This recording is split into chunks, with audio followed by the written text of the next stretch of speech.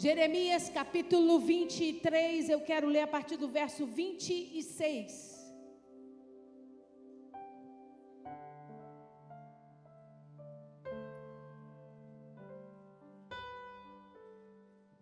Você achou? Diga amém.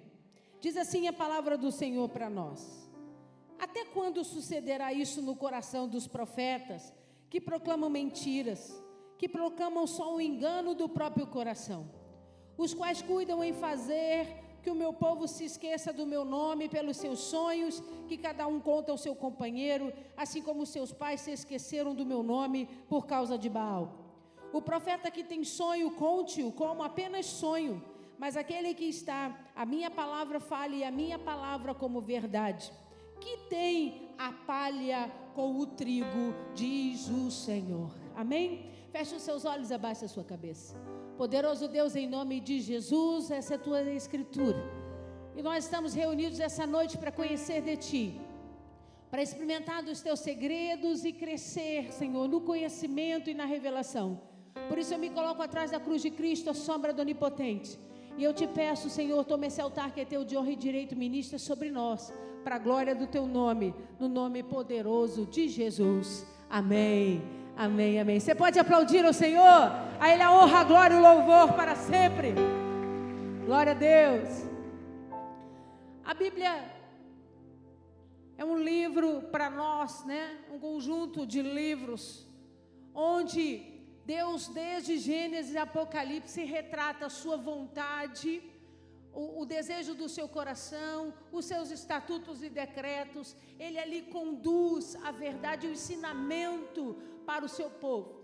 E em toda a Bíblia Sagrada nós vamos encontrar dois tipos de linguagem. A primeira é a linguagem literal, é um texto nu e cru. O que está escrito é exatamente aquilo que ele significa. Não tem nada por detrás dele, não tem nada oculto nele. Mas existe uma segunda linguagem que nós conhecemos como linguagem figurativa, linguagem comparativa, linguagem profética, que é quando Deus traz significados importantes e poderosos atrás de coisas simples. Para quê, pastora? Para edificar o meu entendimento e o seu entendimento, para trazer ao homem uma visão diferenciada. Pergunta para mim, que homem? O homem de Deus. Porque a vontade do Senhor é que nós, homens de Deus, venhamos a conhecê-lo na intimidade, entender os seus pensamentos e a vontade soberana dele sobre a nossa vida. Você está aí? Então, por que nós decidimos fazer essa campanha? Porque eu quero trazer na Bíblia Sagrada, algumas vezes, que Deus usou elementos para nos trazer mensagens poderosas. E que por muitas vezes não conhecermos a estrutura desse elemento, ou toda a sua natureza, perdemos a informação. Perdemos a grandiosidade da revelação do texto. Então, a Bíblia o tempo todo vai falar para nós de um elemento, que é o que eu escolhi para falar nessa noite em primeiro lugar. Hoje nós vamos falar do trigo. Desde o Gênesis, Deus fala do trigo como uma das espécies mais importantes em Israel e nas terras adjacentes, por conta da sua cultura, por conta que ele se torna um elemento extremamente comercial. Lá em Israel, a base da alimentação é feita de trigo. Então, desde Gênesis você vai ler e vai encontrar textos onde Deus está falando. E eles reuniram feixes de trigo e foram moer o trigo e foram colher o trigo. O trigo é muito mais conhecido para eles do que para nós. Porque se a gente for falar de comida, de saciamento, o que a gente vai pensar? Fala aí. Arroz, feijão, é a base do nosso alimento. Você pode não ter mais nada, mas se tiver um arroz, um feijão, fritar um ovo, já está bom demais, né? Porque a nossa base da alimentação é o arroz e o feijão. Mas para eles não. Por que em Israel em nenhum momento você vai ouvir na Bíblia Sagrada sobre o plantio de arroz? Em nenhum momento você vai encontrar a Bíblia dissertando uma colheita de arroz. Por quê? Quem arrisca? Quem arrisca? Qual que é a característica do plantio do arroz? Muita água. O arroz é plantado praticamente imerso em águas. E Israel e toda aquela região do Oriente é uma terra desértica. A água é artigo de luxo para Israel. Então não tem como investir em arroz numa terra que é desértica, que é extremamente seca, que depende da chuva para produzir em 3 tempos específicos do ano que essa chuva cai sobre a terra. Então, eles transformam a sua base de alimentação em algo que eles podem plantar e colher.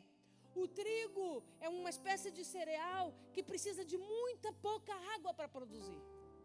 Um pouquinho de água é suficiente para ele crescer e produzir. E você sabe, o que a gente faz com o trigo? Pão, que mais? Bolo, que mais? Biscoito, que mais? Macarrão, né? Então, com o trigo se faz uma vasta quantidade de coisas para alimentação. Você está aí? Então, desde Gênesis você vai ler na Bíblia Sagrada falando, e eles foram colher o trigo, e chegou o tempo da colheita do trigo. O trigo é colhido entre 90 e 180 dias. Eles alternam nessa colheita. E por que essa data é importante para nós? Porque todas as festas judaicas que a Bíblia relata para nós caem dentro desses períodos. Eles esperam o tempo da colheita do trigo para celebrar as festas. Então a Bíblia vai dizer assim: e passou o tempo da colheita, chegou a festa. E aí eles levavam os cereais, levavam as frutas para ofertar e engrandecer o nome do Senhor. Você está aí? Então a gente lê a Bíblia Sagrada desde o início da Bíblia, falando do trigo numa linguagem literal. Trigo como cereal, como fonte de alimento, como fonte de riqueza. Por muitas vezes a Bíblia diz que o Egito era uma das nações maiores produtoras de trigo. E a Bíblia vai contar para nós a experiência que, quando a seca chega em Israel, a seca chega em Canaã, o que Jacó faz? Ordena que os seus filhos desçam ao Egito. Quem lembra da história?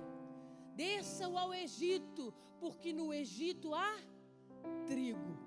Então, eles desceram ao Egito para comprar o trigo e trazer de volta para produzir comida. Sem o trigo não tinha base da comida. É igual a gente ficar sem o arroz e feijão. Você está aí? Mas, no livro de Jeremias, capítulo 23, é a primeira vez na Bíblia Sagrada que Deus traz o elemento trigo não mais como uma linguagem literal, mas como uma linguagem figurativa, comparativa ou profética. Quando ele faz uma comparação poderosa desse elemento com algo que ele quer fazer. Lê de novo comigo. Ele começa dizendo: até quando sucederá isso no coração dos profetas que proclamam mentira, que proclamam só o engano do próprio coração, os quais cuidam em fazer que o meu povo se esqueça do meu nome pelos seus sonhos, que cada um conta ao seu companheiro, assim como seus pais se esqueceram do meu nome por causa de Baal? O profeta que tem sonho, conte-o como apenas sonho, mas aquele em que está a minha palavra, fale a minha palavra com verdade. Aí ele termina assim: que tem a palha com o trigo? Se a gente for ler de forma literal, a gente não entende nada. Ele chamou o profeta Jeremias e falou assim: eu não estou nada satisfeito, Jeremias, com o que eu estou vendo. O povo está se corrompendo.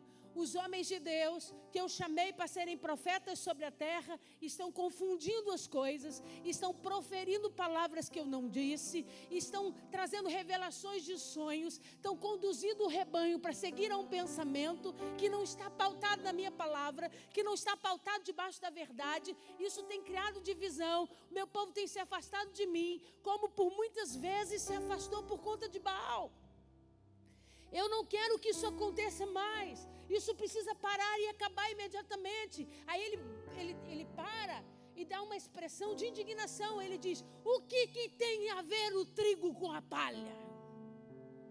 E aí ele começa a fazer com que Jeremias entenda o grande significado dessa interrogação. Ele compara o trigo aos seus escolhidos, ao seu povo, aquele pelo qual ele chamou, determinou, escolheu, profetizou. E ele usa o elemento da palha para falar do outro tipo de povo. Um povo que não está condizente com a verdade, que não está condizente com aquilo que ele deseja. Você está aí? Mas para entender profundamente, eu preciso perceber as diferenças. Põe para mim, por favor, Felipe. Essa é a palha. O que é a palha? A palha é esse cabelo que dá em toda essa casca do trigo aqui. Quando o trigo começa a crescer, ele dá uns fiapos. E quando vai colher o trigo, essa casca fica no chão. Eles vão arrancando o trigo e toda essa folhagem fica caída pelo chão. Isso que é chamado de palha. Então, observa que é totalmente diferente da estrutura do trigo por si só. A palha é aquilo que não serve para absolutamente nada, não acrescenta em nada. A palha é recolhida, depois da grande colheita do trigo, a palha toda é reunida. Passa para mim, por favor. Essa é a colheita do trigo, né? Todo o campo de trigo. Passa a outra para mim. Não, tem mais uma, volta. Isso. Eles começam a juntar a palha em feixes e para tirar do campo, para não atrapalhar o novo plantio e a nova colheita. Pastora, qual que é a importância da palha? Nenhuma. A palha não tem valor algum. A palha não serve para nada. A única coisa que eles utilizavam a palha naquela época era para acender o fogo. Então eles reuniam toda essa palha, enfiavam nos fornos para acender e aquecer, fazer o pão e etc. Só existia para fazer o fogo. Quando você compra um objeto de palha, você paga pelo serviço do artesanato. Põe aquela foto para mim anterior. Aqui, que bonito, a palha trançada. Aí você paga pelo serviço, pelo trançar da palha, pela pintura, pelo artesanato, pela decoração. Porque a palha por si só não tem valor algum, não vale nada. Você está aí? Então, olha o que Deus estava dizendo para Jeremias. Nós estamos vivendo um conflito, onde os meus homens não estão sabendo lidar com o poder da minha palavra e com aquilo que eu quero revelar sobre eles. Estão seguindo uma conduta errada. Não estão seguindo propriamente as minhas palavras. E isso tem entristecido profundamente o meu coração, porque eles não têm tido destino, eles não têm tido forma. E aí ele diz, o que tem a ver o trigo com a palha? Qual que é a comparação entre aquele que tem destino? Porque quando o trigo nasce e ele começa a crescer, toda a estrutura do trigo é designada para o processo de alimento, para a feitura do alimento. Nada se perde. Então, o trigo sabe aonde ele vai chegar, o propósito que ele vai passar, tudo que ele vai viver, porque ele não nasceu à toa. Vira para esse irmão que está ao seu lado de pele, em nome de Jesus. Aprenda isso. Se você é do Senhor, se você é chamado pelo Senhor, tem um propósito sobre a tua vida. Tem um destino para você viver. Tem algo poderoso de Deus para acontecer na sua vida. Você não é um Zé Ninguém. Tem valor a sua vida. Quem não tem valor é palha. E toda a palha vai ser consumida no fogo. Aleluia. Você certamente ouviu um ditado que diz assim: o fulano é fogo de palha. Por que o fulano é fogo de palha? Porque quando a gente acende o fogo sobre a palha, ela acende como uma labareira enorme, grandiosa, um fogaréu danado, mas dura 5 minutos. O fogo vai assim e some tudo. Olha o que Deus estava dizendo para o Jeremias: eu conheço o meu povo. Eu sei quem o meu povo é. Eles têm destino, eles têm conhecimento, eles sabem o que eles vão viver sobre a terra, eles sabem o que eu vou, porque eu criei eles, onde eu quero levá-los. Eles não são qualquer um. A palha, ela acende, as pessoas ficam impressionadas e dizem: uau, tem fogo, mas daqui a pouco faz, some tudo, desaparece. Não tem constância, não tem firmeza, não tem permanência. Você está aí? Diga para esse irmão que está ao seu lado: eu não sei você, mas eu sou trigo. Eu nasci trigo nas mãos do Senhor, aleluia. E aí ele continua. E aí eu quero que você abra a Bíblia comigo. Nós vamos passear na Bíblia hoje. Você está animado? Abre lá em Mateus capítulo 3.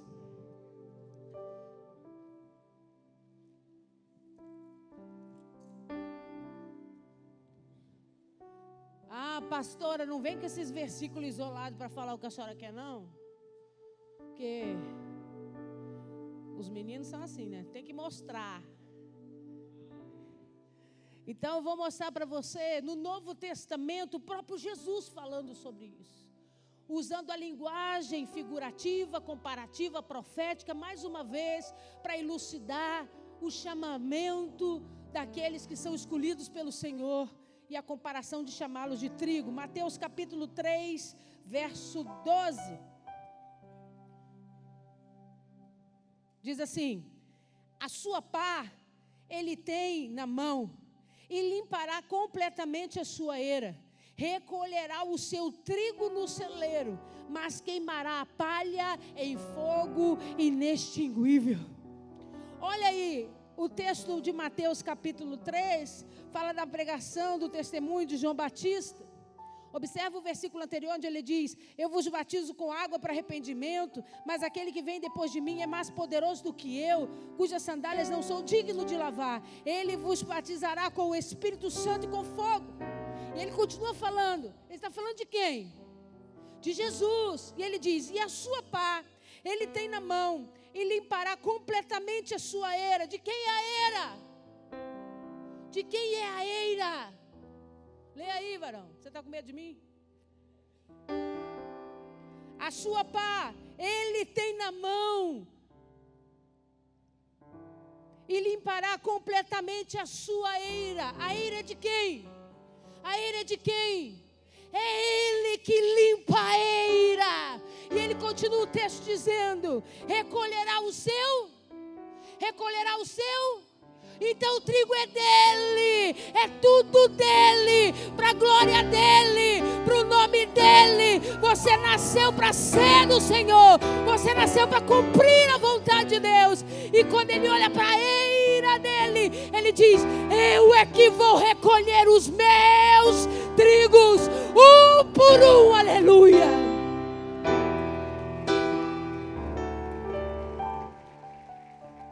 E ele continua e diz assim: recolherá o seu trigo no celeiro, mas queimará a palha no fogo. O que Jesus está querendo dizer? A palha pode até enganar a igreja. A palha pode chegar atacando fogo em todo mundo. E quando a pessoa olha para a palha, diz: uau, tem fogo ali. Olha como o fogo aparece. Olha como as coisas acontecem. Porque o fogo fala de sinal que é visto. Mas não se engane, a palha pode enganar a muitos, mas Jesus sabe a diferença do trigo para ela.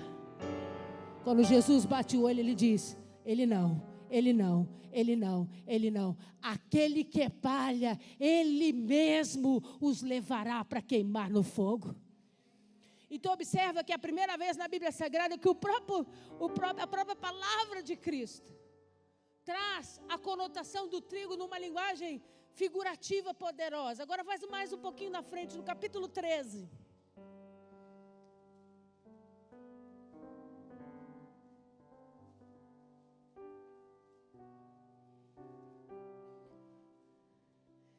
Treze, 24.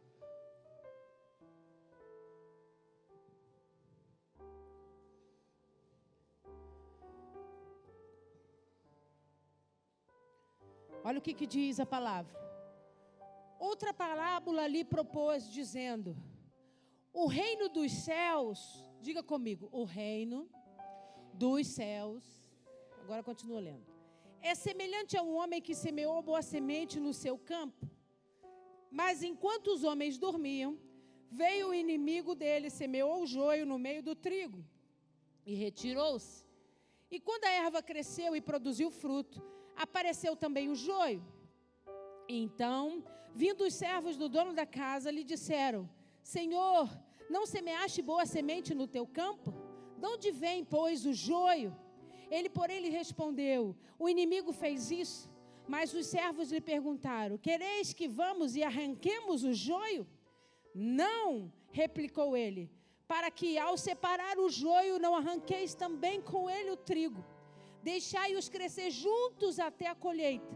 E no tempo da colheita direi aos ceifeiros: ajuntai primeiro o joio, atai-o em feixes para ser queimado, mas o trigo recolhei-o no meu celeiro.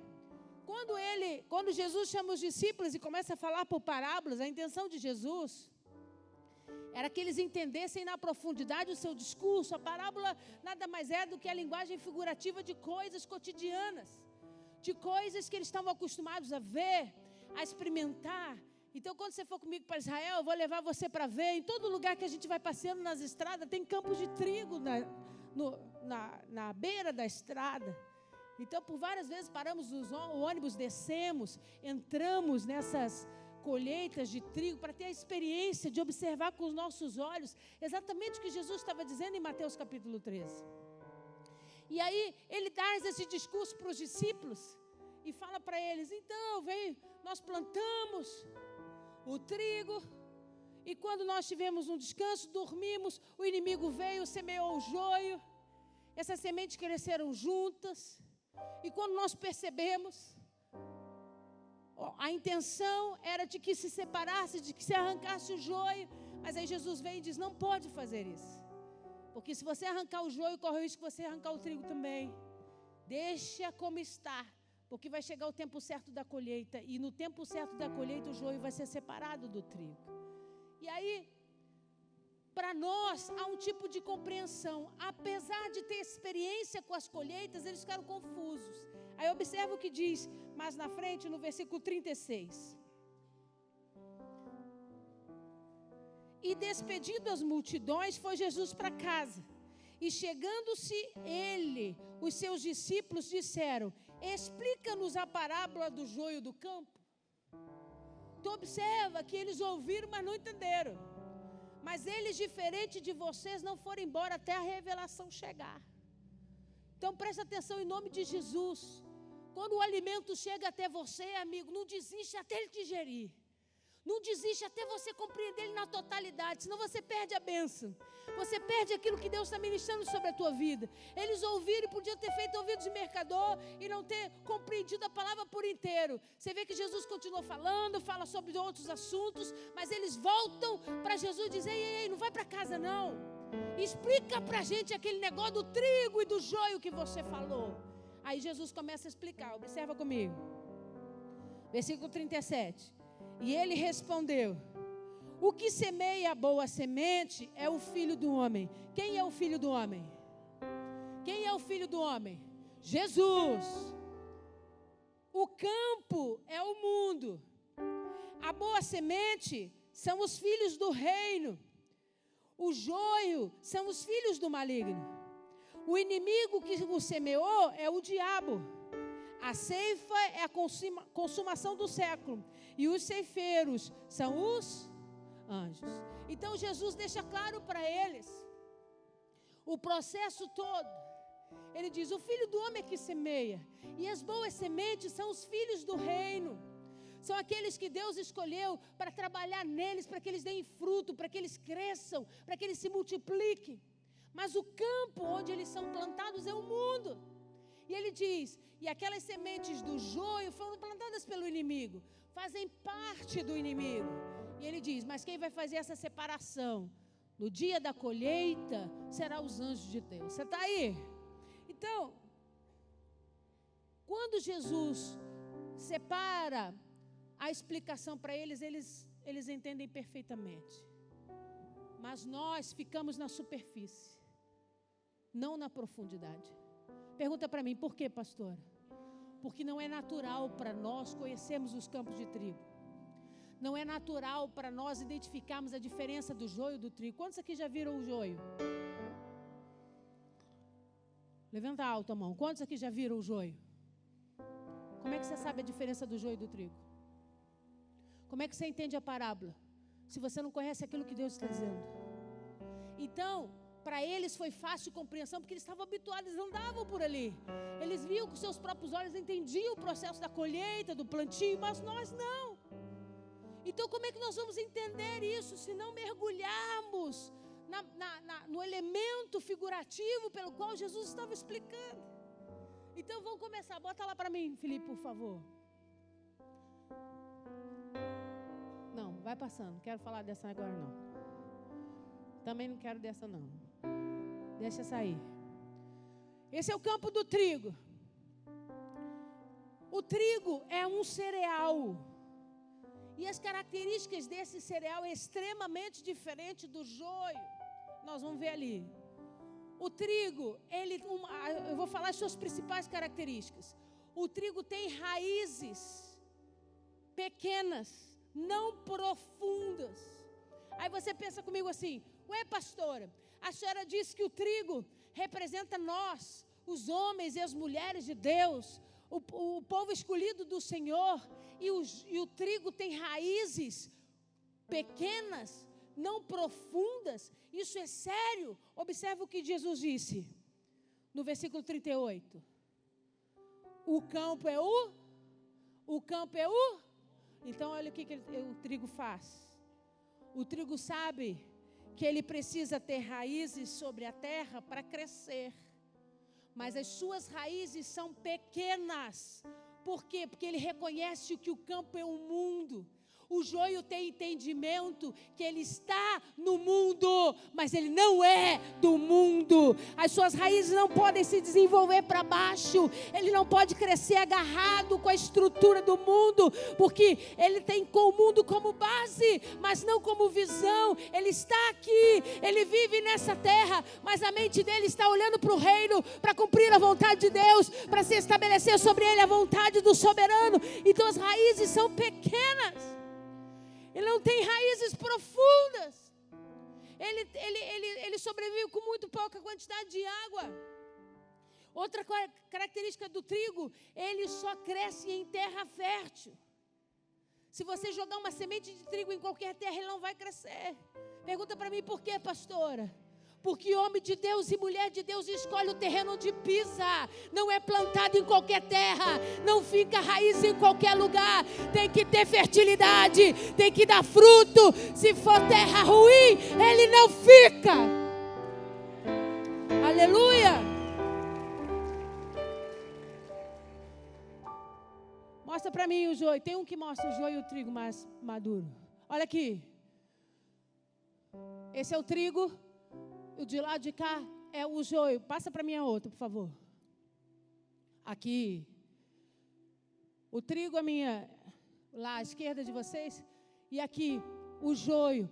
Observa que a estrutura é um pouco diferente. O joio é mais bruto, né? O trigo tem uma forma mais fina. E quando eles crescem no mesmo terreno, qual que é a primeira característica latente de diferença? O joio tem raízes profundas.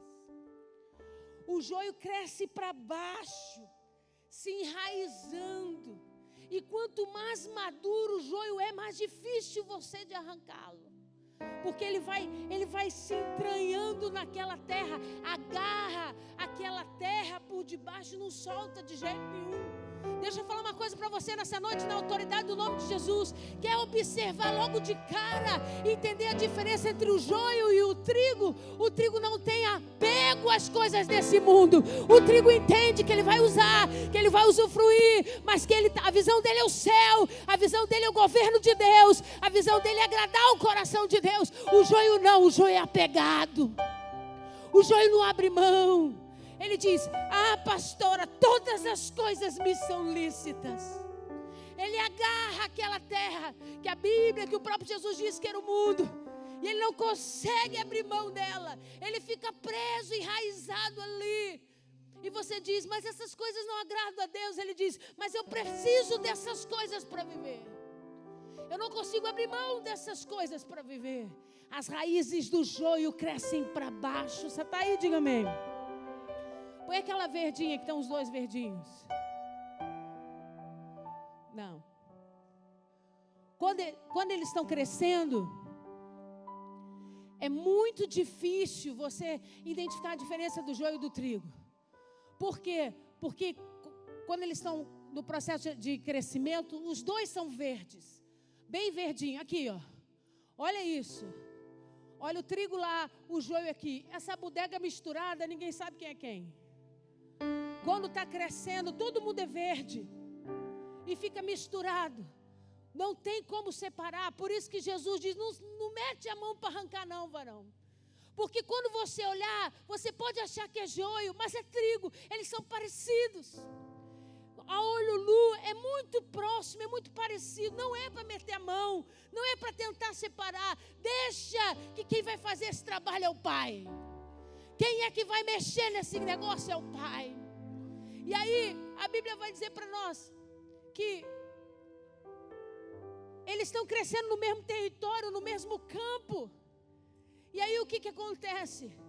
O trigo não tem raízes profundas, mas ele precisa da terra para tirar dela substâncias importantes, os seus nutrientes para ele crescer.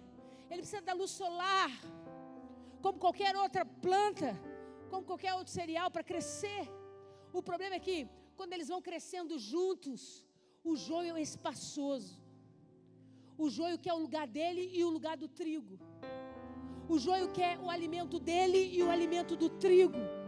O joio quer tomar o espaço do sol. O joio, ele vai crescendo, se jogando para cima do trigo, para roubar a luz do sol que vem sobre o trigo. Levanta a tua mão que eu vou profetizar nessa noite, na autoridade do nome de Jesus. Deus olhou para mim e para você e nos chamou para ser trigo. Mas entenda, o joio está por aí, no nosso meio, roubando as nossas coisas, roubando aquilo que Deus plantou para a minha vida e para a sua vida. Pastora, aleluia, aplauda ao Senhor. Pastora, como assim? O joio, ele é espaçoso e ele quer o que não é dele. A terra foi preparada para o trigo. Deus deu a terra para o trigo. Mas o joio se infiltra lá e ele quer tudo o que Deus deu para o trigo. Ele quer tudo aquilo que foi disponibilizado para o trigo. Então ele suga a comida, ele suga os nutrientes, ele quer a luz do sol, o sol da justiça que ecoa todos os dias sobre a vida dos justos. Ele quer tomar espaço, ele quer ser visto, ele quer conquistar aquilo que não lhe foi dado. Você quer descobrir logo onde tem um joio? Ele quer aquilo que Deus não deu para ele. Ele almeja o dom do outro, ele almeja a vida do outro, ele quer a família do outro, ele quer o trabalho do outro, ele quer o ministério do outro, ele quer o dom do outro. Ele não se satisfaz com aquilo que é só dele. Quando ele começa a crescer, eles são muito parecidos. O problema é que, com o tempo, todo mundo amadurece. E é quando a maturidade chega, é que os grandes valores são revelados. É quando a maturidade chega, porque aqui é tudo menino, é tudo jovenzinho, tudo parecido, porque até na forma de manifestar, o joio quer parecer com o trigo. Até na forma de se apresentar, ele quer ser parecido com o trigo. Mas deixa eu te contar uma coisa. O trigo tem essência, não aparência. O trigo nasceu para ser trigo. Ele não tem vontade de ser. Ele é. Deus chamou ele para ser. Mas com o tempo ele começa amadurecendo. Passa aquela para mim que está misturado, o amarelinho e o verde. E aí o que acontece? Quando ele vai amadurecendo, o trigo vai amarelando. Vai ficando douradinho. O joio não. O joio permanece verde. O máximo que acontece é ele começar a ter umas rajadas beges, assim, sobre a sua estrutura, uns traços finos. Mas a grande parte do joio permanece verde. Pastor, o que isso significa? Que os de Deus amadurecem, o joio nunca cresce. Porque amadurecer dá trabalho. Amadurecer faz parte do propósito, do processo.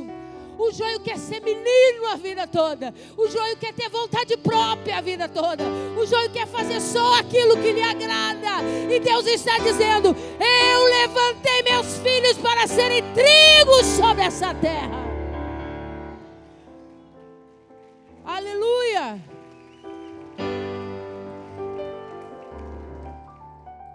E aí o legal é que quando eles começam a amadurecer, o trigo vai ficando amarelinho. A sua estrutura vai ficando mais mole, flexível. Totalmente diferente do joio.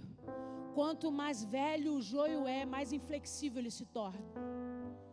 Quanto mais velho o joio é, menos ele se dobra.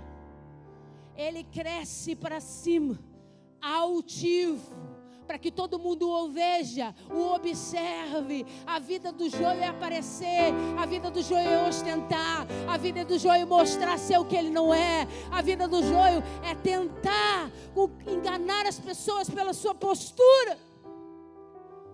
Mas você quer reconhecer o trigo, querido?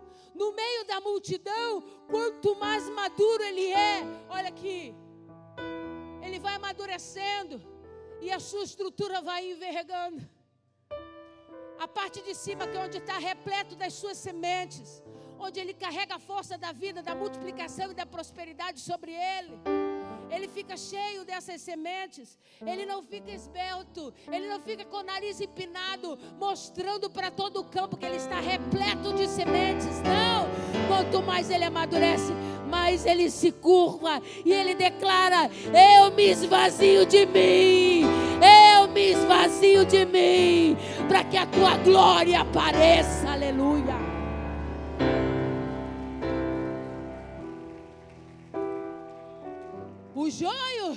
O joio é altivo. O joio é soberbo. O joio diz: eu tenho, eu faço, eu posso.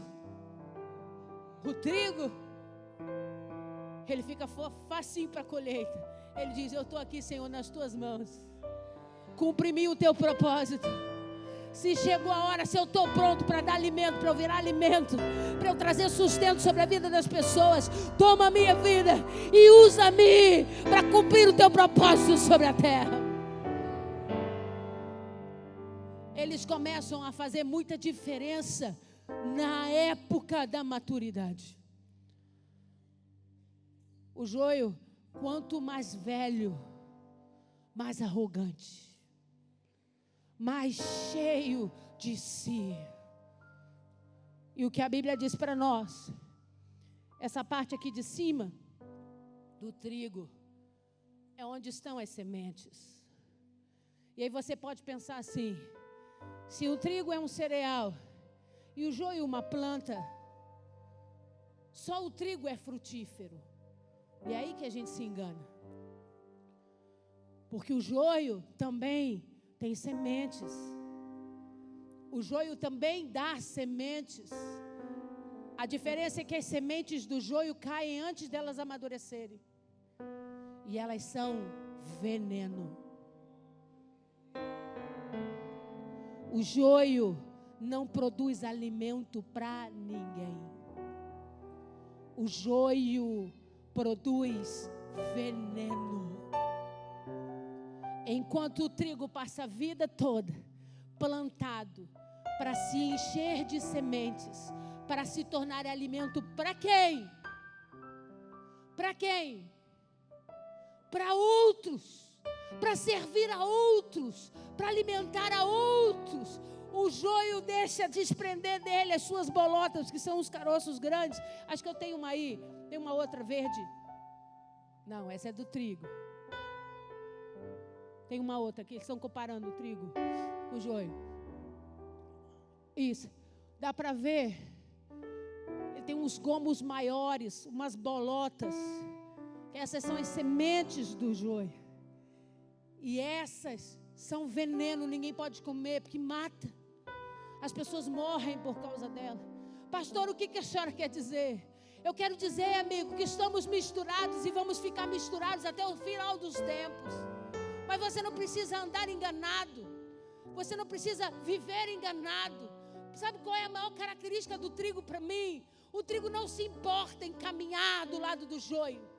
O trigo não tem problema de saber que tem um joio do lado dele, gerando veneno sobre as pessoas. Ele não tem problema de saber que tem um joio do lado dele, querendo roubar a sua luz, roubar a sua terra, roubar a sua comida, roubar o projeto que Deus deu para ele, roubar os sonhos que Deus deu para ele. O joio não tem problema com isso. Pergunta para mim, por quê, pastora? Porque ele conhece o propósito pelo qual ele nasceu. E ele não se permite influenciar por nada. Ele vai cumprir o propósito dele até o último dia. Ele vai olhar para o joio e vai dizer: que pena que você está perdendo o seu tempo em tentar ser o que eu sou. Eu vou viver a promessa. Eu vou cumprir o propósito. Aleluia.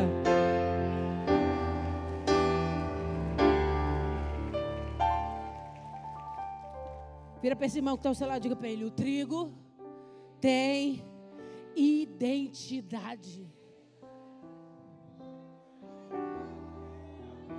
Mas você está trabalhando na igreja, ninguém te vê, as pessoas não reconhecem o que você faz.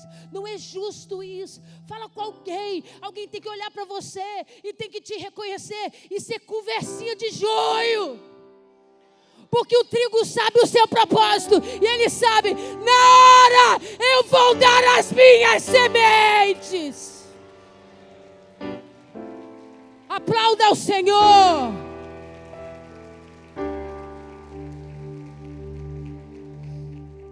Vai lá comigo em João capítulo 12.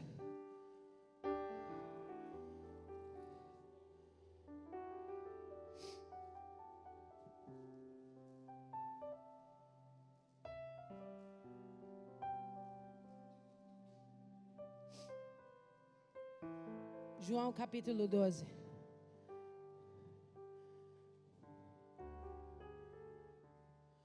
Verso 24.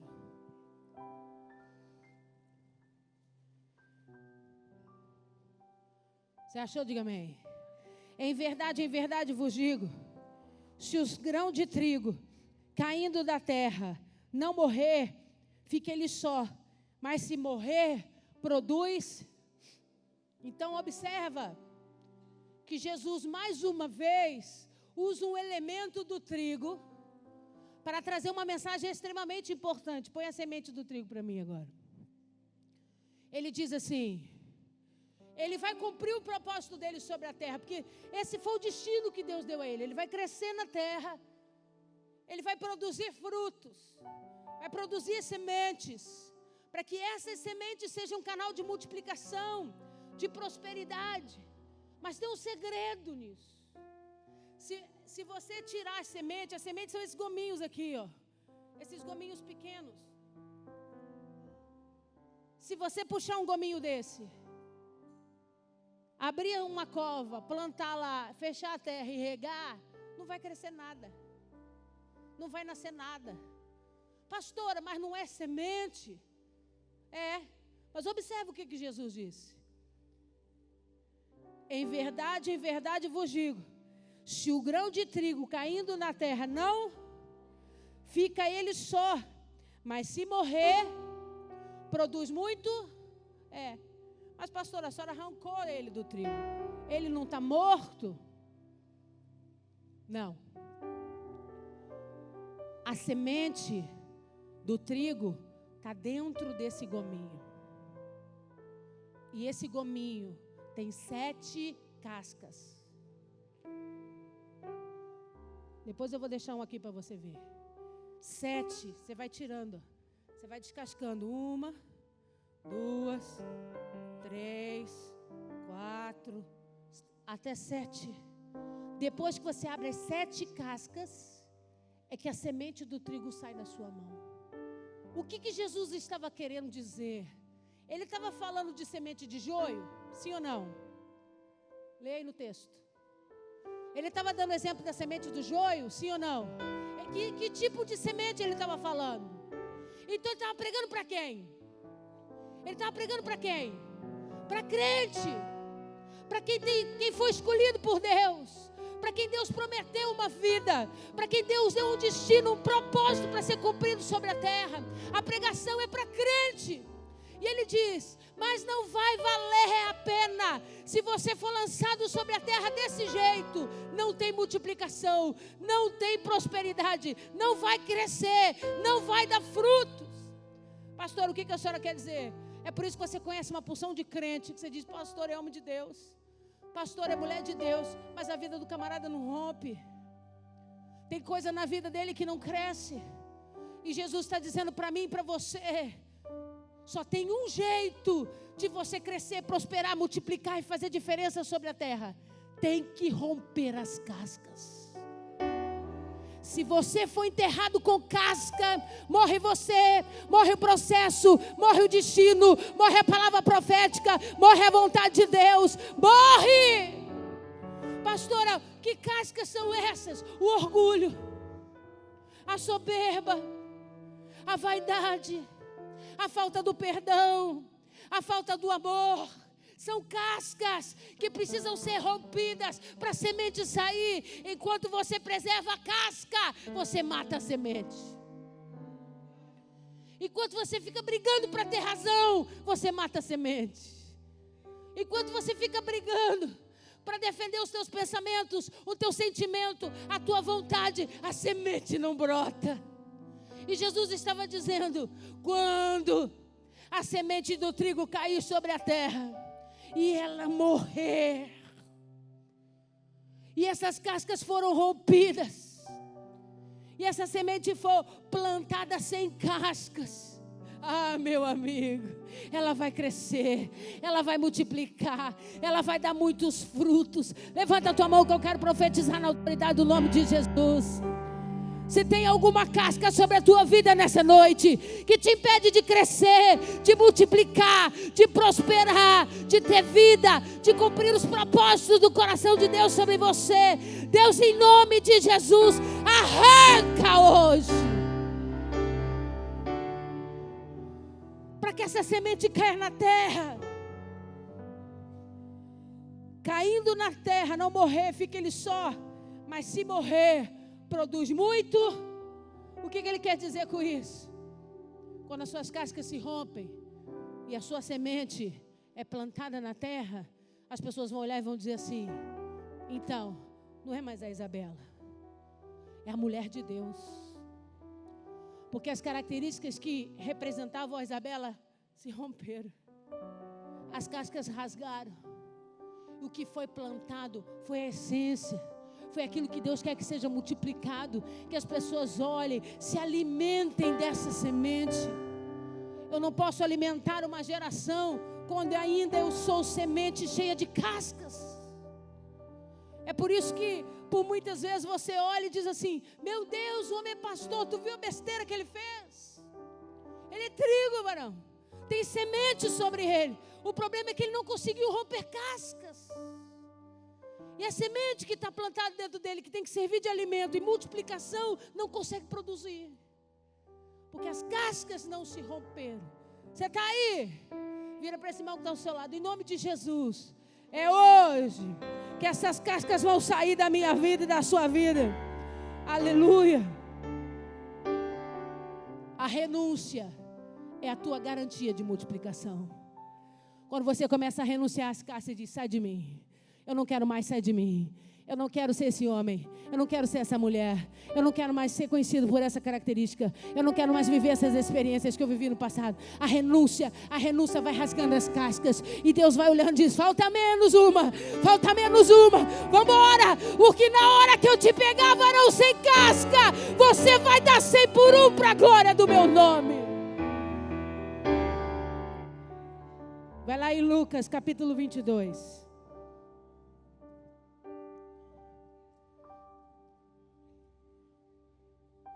Lucas capítulo 2, 22, verso 19.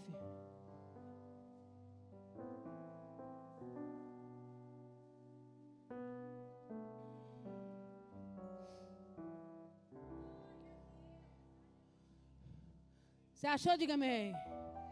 Diz assim: e tomando um pão, tendo dado graças, o partiu e lhe deu, dizendo, este é o meu corpo, oferecido por vós, fazei isso em memória de mim. Então vamos entender isso. Jesus, num dos momentos mais especiais da história da sua vida, onde ele está se despedindo dos discípulos,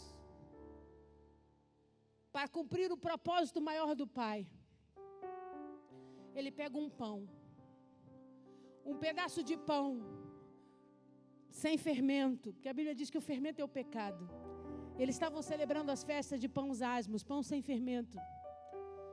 Então ele levanta aquele pão aos céus e ele diz, este é o meu corpo, este corpo que vai ser dado por vós, fazei isso em memória de mim. Ele levanta um pão, mas agora conhecendo a linguagem figurativa, comparativa e profética, você precisa entender. Ele não levanta um elemento singular, comum. Ele está se comparando a ele. Ele está dizendo, o que vocês estão vendo na minha mão, esse sou eu. O que vocês estão vendo na minha mão ser partido, esse sou eu. O que ele estava querendo dizer? Assim como eu disse, que vocês são trigo, eu também sou. Assim como eu profetizei sobre vocês, que vocês têm a estrutura do trigo, eu também tenho, porque essa foi meu Pai que me deu. Mas para que esse elemento seja pronto, o trigo precisa ser processado. O trigo precisa ser moído. O trigo precisa ser pisado, amassado. E vai ser exatamente isso que vai acontecer comigo. Eles vão pisar, eles vão me humilhar, eles vão me amassar, eles vão me esmagar por inteiro. E quando eles fizerem tudo isso, trabalharem todo esse trigo, eles vão acrescentar sobre esse trigo moído outras características. Esse pão era feito de farinha, de água, de azeite e de sal. Então ele estava dizendo, o meu corpo que vai ser dado por vós, é a minha natureza que vai ser ferida, moída, amassada, onde eles vão apertar de todo jeito, mas toda essa mistura vai receber o acompanhamento da água do Espírito, vai receber a porção do azeite que é a unção de Deus, e vai ser temperada com o sal que é transformador. E quando tudo isso for embalado numa coisa só, aí vocês vão poder olhar para mim e saber que como trigo eu cumpri o meu destino. Como trigo eu cumpri o meu propósito. Eu nasci, cresci e vou morrer para alimentar as multidões, para dar alimento, para dar vida às multidões. Você está aí? Agora vai lá comigo para a gente fechar em 1 Coríntios, o apóstolo Paulo. 1 Coríntios capítulo 12, verso 27.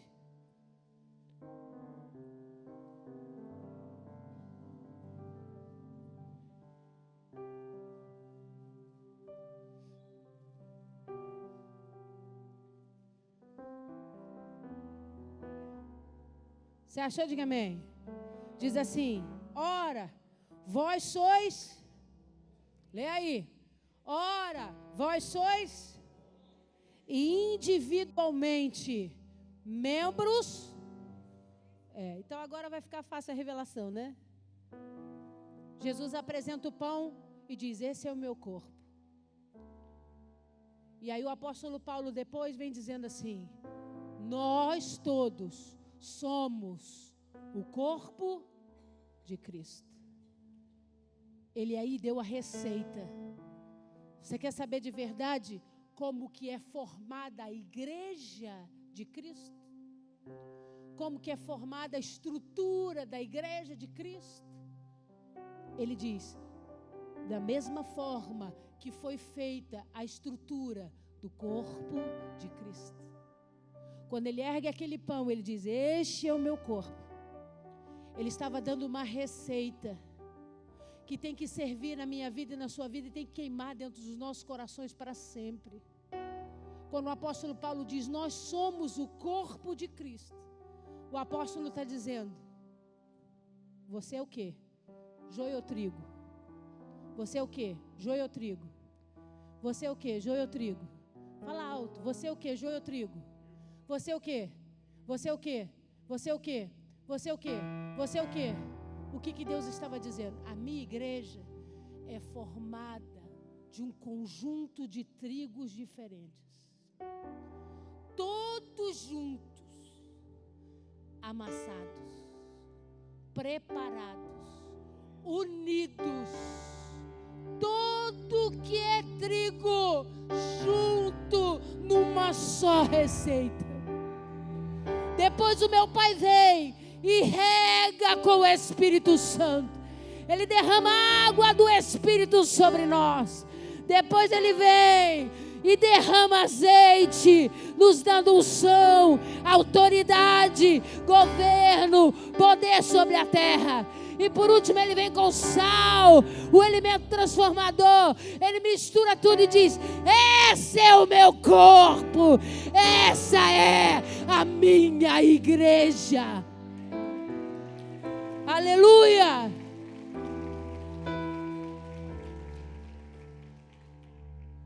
Pastora, o que isso significa? Se você é o que você diz que é, você tem que aprender a andar com o seu irmão. Se você é o que você declarou ser nessa noite: pastor, eu sou trigo, então entende, você é igual a ele, que é igual a ela, que é igual a ela, e que é igual a ela, e que todos juntos, debaixo do mesmo propósito, nos tornaremos a noiva de Cristo, sem diferenças, sem comparação. Cada um de nós nasceu com um destino, com uma palavra, com um cumprimento pré-estabelecido sobre nós. Pastor, o que a senhora quer nessa noite? Dizer para você que nunca mais você vai olhar o trigo na Bíblia do mesmo jeito. Toda vez que você for ler ali as Escrituras, você vai deixar Deus falar com você. E você vai lembrar: eu não posso agir como joio, eu não sou joio, eu fui plantada por Deus. Quem me plantou nessa terra foi o Senhor. O diabo não traz ninguém para a igreja não, querido. Foi o Senhor que te plantou no celeiro dele. Foi o Senhor que te trouxe. Foi o Senhor que te trouxe para te plantar, para te edificar, para você crescer, se alimentar e cumprir os propósitos de Deus sobre a terra. E quando você estiver maduro, quando você estiver pronto, Deus vai ficar observando, porque é na maturidade que nós manifestamos os nossos maiores sinais. É quanto maior Deus derramar sobre nós, mais é que nós seremos cobrados. É por isso que o trigo, quando está carregado de sementes, é o momento que ele mais se inclina, porque ele entende: se eu sou o que Deus diz que eu sou, e se eu estou carregado dessas sementes, eu preciso entender que é para a glória dele, não para mim. Eu preciso entender que é tudo para o nome dele. E Deus vai arrancar você com facilidade dos celeiros, porque do campo, porque o trigo não tem problema de ficar preso às coisas do mundo. É por isso que quando Deus olha para Abraão e diz assim: sobe com o teu primogênito, sobe com Isaac e sacrifica ele para mim, o Abraão diz: ok, Senhor. Mas meu Deus, era o filho da promessa, era aquilo que Deus prometeu para ele, mas ele não estava agarrado nas coisas dessa terra. Ele sabia o propósito pelo qual Deus tinha para ele. E se Deus pediu, ele não tinha problema de dar. E quando ela chega lá em cima, Deus diz para ele: eu vi teu coração, Abraão. Eu não preciso que Isaac morra, porque eu mesmo vou providenciar o sacrifício para você. Pastor, o que a senhora está querendo dizer para nós essa noite? Entenda que se você é trigo, as suas raízes não podem estar no mundo. Se você é trigo, você está aqui, você tem que comer, você tem que beber, você tem que vestir, você tem que dormir, você tem que fazer coisas de pessoas normais. Você não é você não é anjo. Mas o mundo não corrompe o seu coração. As suas raízes estão só ali para você não cair, para você ser sustentado. Mas você não tem apego às coisas desse mundo. Se Jesus chegar para você e dizer: não usa mais essa camisa não, porque eu não gosto dela não, você diz: sem problema, Jesus, porque eu não tenho apego a nada dessa terra, porque o meu olho está olhando firmemente para o autor e consumador da minha fé. Eu quero Ele, eu vou viver para Ele, aleluia. Fique de pé no seu lugar.